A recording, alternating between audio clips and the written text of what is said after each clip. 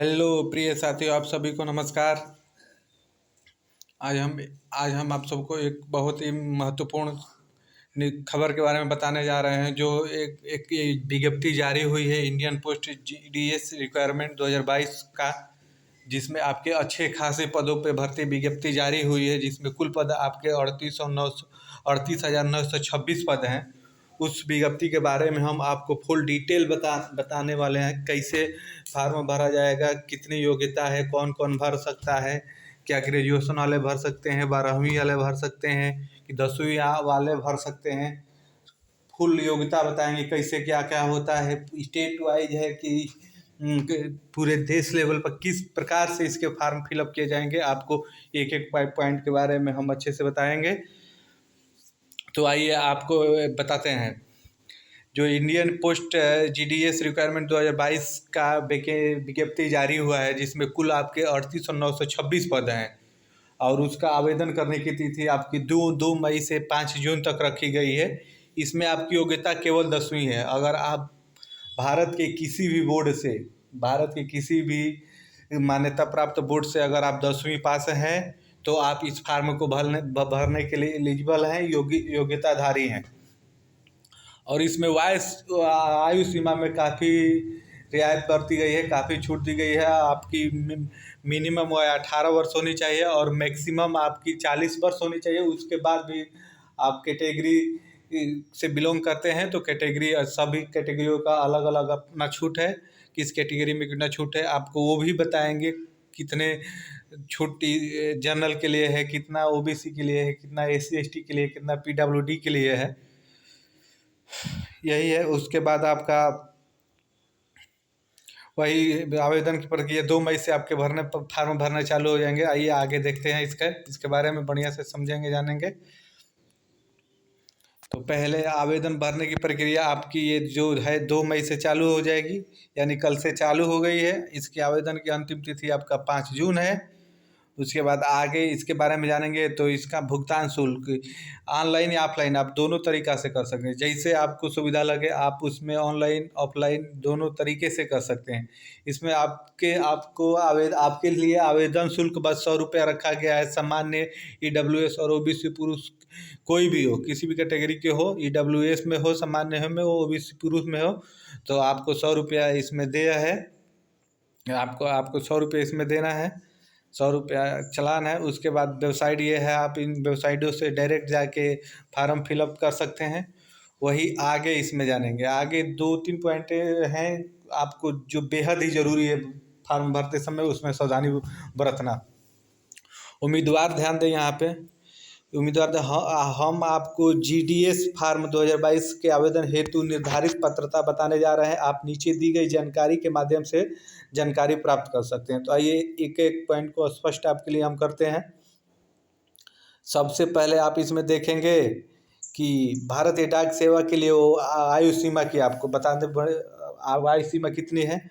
उम्मीदवार के I cut off date तक, यानी फार्म जब तक भरा जाएगा, जैसे 5 जून तक लास्ट डेट है, उस दिन तक आपकी 18 मिनिमम 18 से कम नहीं होनी चाहिए, 18 वर्ष होनी चाहिए। उसके बाद आप 40 वर्ष के बीच में होने चाहिए। अनुसूचित जाति, अनुसूचित जनजाति और पिछड़े वर्ग विकलांग में लोगों के लिए आयु में छूट दी गई है, जो इस प्रकार है। आइए वो भी आपको बताते हैं किस कैटेगरी में कितनी आपके लिए छूट है। अगर आप अनुसूचित जनजाति से हैं, अनुसूचित जाति से हैं, तो आपके लिए 5 वर्ष की उसमें छूट है। वही आप ओबीसी हैं तो आपके लिए 3 वर्ष की छूट दी गई है। ईडब्ल्यूएस जो सामान्य में, इसमें कोई छूट नहीं है। आप 40 से ऊपर हैं तो इसमें कोई छूट नहीं दी गई है, आप नहीं भर सकते। उसके बाद वही विकलांगता है, पीडब्ल्यूडी के हैं कैंडिडेट, तो आपको 10 साल की छूट है। वही विकलांग व्यक्ति पीडब्ल्यूडी प्लस ओबीसी है, उसके लिए 13 वर्ष की छूट है। आप विकलांग व्यक्ति पीडब्ल्यूडी प्लस अनुसूचित जनजाति है तो उसके लिए 15 वर्ष की छूट है। तो वही दे गई है। वाय सीमा अभी ये भी अपने पक्ष में वो रखे हैं। वाय सीमा छूट में बदलाव नियमों के अनुसार वो किया जा सकता है, वो कर सकते हैं। वही आगे देखेंगे। ग्रामीण सेवा के लिए शैक्षिक योग्यता, आपकी शैक्षिक योग्यता कितनी होनी चाहिए उसके बारे में आइए एक एक पॉइंट क्लियर करते हैं। शैक्षिक योग्यता आपकी डाक भारतीय डाक सेवा के लिए आवेदन करने वाले उम्मीदवारों 10वीं पास होने चाहिए। कई भारत की किसी भी बोर्ड से, किसी भी स्टेट से अगर हो, मान्यता प्राप्त बोर्ड से अगर आप 10वीं पास हैं तो आप इस फार्म को फिलअप कर सकते हैं। उम्मीदवार के पास 10th में अनिवार्य विषय या अतिरिक्त विषय के रूप में गणित या अंग्रेजी विषय होना अनिवार्य है। आप 10वीं कहीं से भी पढ़े हो, ये कोई बाध्यता नहीं है, लेकिन हाँ, आपको उसमें अंग्रेजी और गणित विषय होना एकदम अनिवार्य है, तभी आप इस फॉर्म को भर सकते हैं। वहीं आगे देखेंगे तो वही है, बताया ही आपको, उम्मीदवार के पास मान्यता प्राप्त प्रशिक्षण संस्थान से कम 60 दिनों का कंप्यूटर प्रशिक्षण कोर्स का प्रमाण पत्र आवश्यक है। ये भी एक पॉइंट है, आप इस पे भी ध्यान दीजिएगा।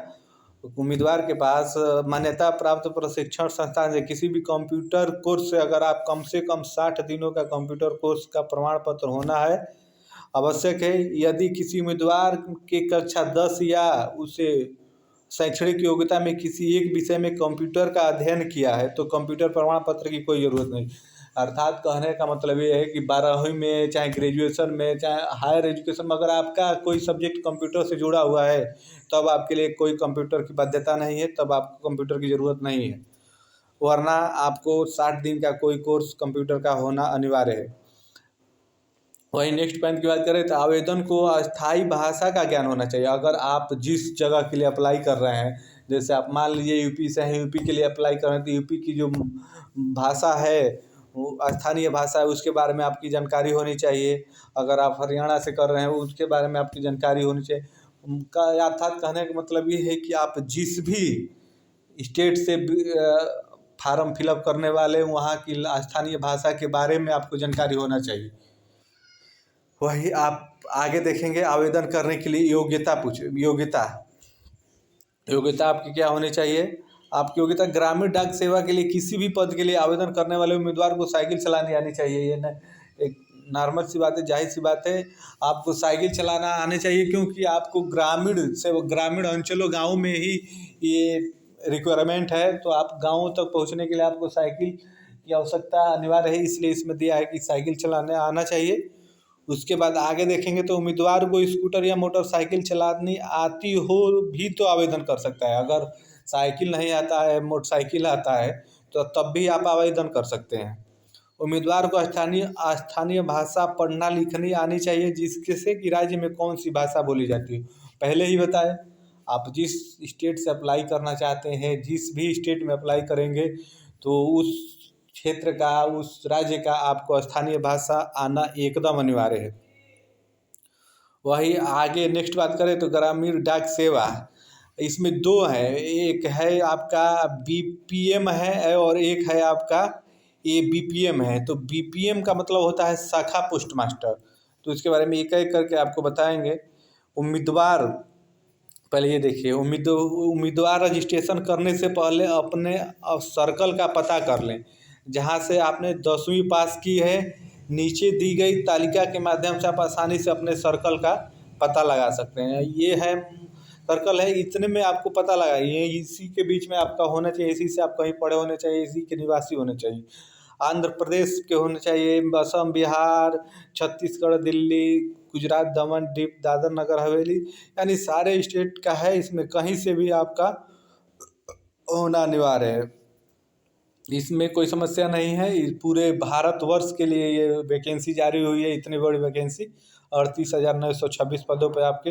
वही आप आगे देखेंगे, वही अभी बताए, जो आपका ग्रामीण डाक सेवक भर्ती 2022 डाक सेवा भर्ती के जो प्रोफाइल क्या है, तो वही आपका बीपीएम वाला ब्रांच पोस्ट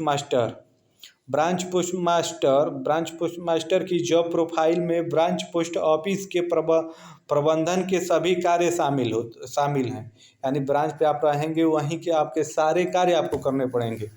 डाक सुविधाओं का समग्र प्रबंधन, पोस्ट ऑफिस के डॉक्यूमेंट का रख रखाव, वित्तीय लेन देन जैसे बचत खाता, आवर्ती जमा खाता, सुकन्या समृद्धि खाता आदि पोस्ट ऑफिस से संबंधित सभी लेन देन चाहिए। आने जाने वाली डाक का वितरण होना चाहिए आपके पास में। आपको ये कार्य करने पड़ेंगे अगर आप बीपीएम चुनते हैं तो। डाक घर का सुचारू रूप से और समयबद्ध तरीके से कामकाज संभालने और उसी शाखा में पोस्ट ऑफिस के सहायक शाखा पोस्ट ब्रांच द्वारा ब्रांच पोस्ट मास्टर की सहायता करना, ये आपके कार्य होंगे अगर आप बीपीएम को चुनते हैं तो। वही अब आप बात करें ये बीपीएम का असिस्टेंट ब्रांच पोस्ट मास्टर की बात करी जाए तो सहायक शाखा पोस्ट मास्टर की जॉब प्रोफाइल में डाक टिकट, वित्तीय लेन देन, भुगतान, स्टेशनरी, लेखन सामग्री, यही पोस्ट पेमेंट बैंक के अंतर्गत सभी लेन देन शाखा पोस्ट मास्टर की सहायता करना तथा शाखा पोस्ट मास्टर के द्वारा बताए गए या करने को कहा गया कोई भी काम इसमें आप शामिल हो वो करना है। वही आपकी आगे बात करें जीडीएस ग्रामीण डाक सेवा, इसमें आपकी बात की जाए कि इसमें आपको क्या करना पड़ेगा, तो ग्रामीण डाक सेवक में आपको मेल डिलीवर, कलेक्टर मेल, उसके बाद पॉकेट के लिए पद भी शामिल होते हैं। इसमें मेल डिलीवर यानी पोस्टमैन का कार्य किसी भी डाक या पार्सल संबंधित व्यक्ति तक पहुंचाना होता है जिसके नाम से डाक आई होती है। इसी तरह मेल कलेक्टर का डाक बैग में लेखा कार्यालय या हेड पोस्ट ऑफिस के ब्रांच तक पहुंचाना होता है। और मेल पैकर का कार्य आए हुए सभी डाक या पार्सल को छांटना और पोस्ट ऑफिस के अन्य कार्य करना होता है। वही आप नेक्स्ट बात करें इसका तो इसके पद भी शामिल होते हैं, जिसे मेल डिलीवर यानी पोस्टमैन का कार्य भी किसी डाक या पार्सल के संबंधित व्यक्ति तक पहुंचाना होता है जिससे नाम से डाक आई होती है। वही अभी ऊपर जो बताए वही है पार्सल छांटना। उसके बाद आप नीचे बात करेंगे तो बीपीएम, अगर आप ब्रांच वाले में रहते हैं तो आपका पेमेंट होगा 12,000 से चालू होगा, 14,500 तक जाएगा। उसके बाद वही अगर ग्रामीण डाक सेवा में है तो आपका 10,000 से पेमेंट चालू होगा, 12,000 5 घंटे के बाद अगर आप कार्य करते हैं तब देगा, उसमें 2 आवर से TRC है स्लैब में है। वही नेक्स्ट बात करें कैसे आवेदन करना है, आपको ये जानना आपके लिए बहुत ही महत्वपूर्ण है।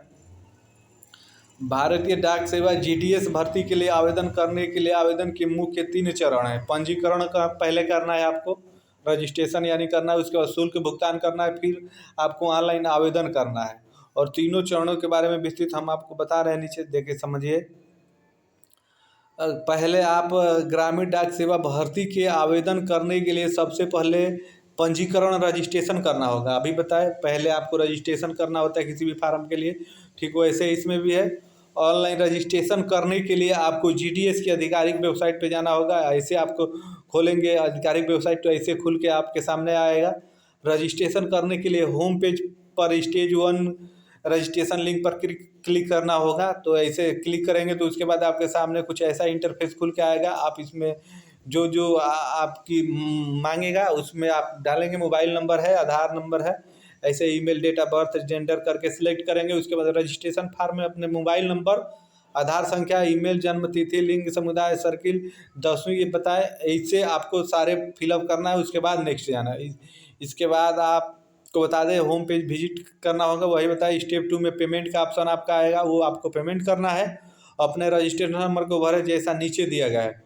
आप ऐसे इंटरफेस खुल के आएगा जिसमें रजिस्ट्रेशन नंबर भरना होगा, mobile number, name, community, amount आपका शो का है, वो भी पेमेंट वाला मोड है। नेट बैंकिंग से अगर करेंगे तो आपको 10 रुपये एक्स्ट्रा लगेंगे। ऐसे करके आपको आगे बढ़ना है। उसके बाद स्टेज 3 आएगा जहाँ पे आप ऐसे कुछ इंटरफेस करके खुलेगा। इसको आप सबमिट करेंगे रजिस्ट्रेशन नंबर के साथ। तो उसके बाद सभी प्रकार की जानकारी दर्ज करनी होगी। इसमें आपको सारे डॉक्यूमेंट अपलोड करने होंगे, फ़ोटो अपलोड करने होंगे, सिग्नेचर अपलोड करने, योग्यता आपकी अपलोड करनी होगी। उसके बाद आप वैसे ही नेक्स्ट जाएंगे तो आप दस्तावेज, वही दस्तावेज बताएं 10वीं का अंक पत्र की स्कैन कॉपी चाहिए आपको। जाति प्रमाण भी लागू हो तो चाहिए, आप देख लीजिएगा उसमें जाके नोटिफिकेशन में। उसके बाद स्कैन किया गया पासपोर्ट साइज फ़ोटो चाहिए जो आपका 20 से 50 के बीच में होना चाहिए। अभ्यर्थी के स्कैन किए हुए हस्ताक्षर होने चाहिए। वही आपको बताए ये 10वीं का जो पासिंग प्रमाण पत्र यानी सर्टिफिकेट आपका वो 20 KB में होना है, JPG में एकदम अनिवार्य होना चाहिए। डेट ऑफ बर्थ वही 10वीं में जो डेट ऑफ बर्थ मेंशन होता है वो भी आपको JPG में चाहिए। उसके बाद कंप्यूटर सर्टिफिकेट चाहिए जो 200 KB का हो और चयनित होने पर नियुक्ति के समय अनिवार्य है। यानी उस समय आपको दिखाना पड़ेगा, जब आपकी उसमें चयन हो जाएगा, नियुक्ति की प्रक्रिया आएगी तो आपको कंप्यूटर सर्टिफिकेट दिखाना अनिवार्य होगा। उसके बाद जाति प्रमाण पत्र 200 KB में होना चाहिए। समान श्रेणी को छोड़कर, जनरल की कैटेगरी को छोड़कर ST OBC हो चाहे EWS के लिए एकदम अनिवार्य है। आप विकलांग हैं तो विकलांगता को भी दिखाना है जो 200 KB में, उसको वो भी चाहिए। और ये ट्रांसजेंडर सर्टिफिकेट भी अगर चाहिए। उसके बाद नेक्स्ट, अगर अंतिम में अगर फिर भी थोड़ा सा भी कहीं आपको डाउट हो, कहीं समझ में ना आता हो, तो इन्होंने अपना ये अच्छा काम किया, अपना हेल्पलाइन नंबर जारी किए हैं 2022 है। इनसे जुड़ी समस्त सूचनाएं इससे आप प्राप्त कर सकते हैं। आपको थोड़ा भी कहीं डाउट हो, समझ में ना आता हो, तो आप टोल फ्री नंबर पे कॉल करके वहाँ से अपनी जानकारी को स्पष्ट कर सकते हैं और अपनी जानकारी प्राप्त कर सकते हैं। तो ये रही डाक विभाग से जुड़ी हुई जो विज्ञप्ति जारी है उससे जुड़ी हुई महत्वपूर्ण सूचनाएं। अगर आपको कहीं भी थोड़ा भी डाउट हो तो आप 20 और 22 वाले नंबर टोल फ्री नंबर पे कॉल करके आसानी से जानकारी ले सकते हैं। उसके बाद ही फॉर्म फिलअप करेंगे। ये एक प्रकार, ये एक अच्छी वैकेंसी, अच्छी खासी वैकेंसी है। और इसमें आपको बता दें कि इसमें ना कोई आपको पेपर देना नहीं पड़ता है, ये आपकी मेरिट बेस्ड पे होती है और पूरे भारतवर्ष में ये मेरिट बेस्ड पे होती है। और हम आपको नेक्स्ट वीडियो में बताएंगे कि आपका पिछला जो इसमें भर्ती हुआ था, पिछली भर्ती हुई थी उसके मेरिट कितने गए थे, किस स्टेट के कितने गए थे, जिलावार बताएंगे। अगर आपको वीडियो पसंद आई हो, अगर समझ में आया हो तो वीडियो को लाइक करें, शेयर करें, चैनल को सब्सक्राइब करें।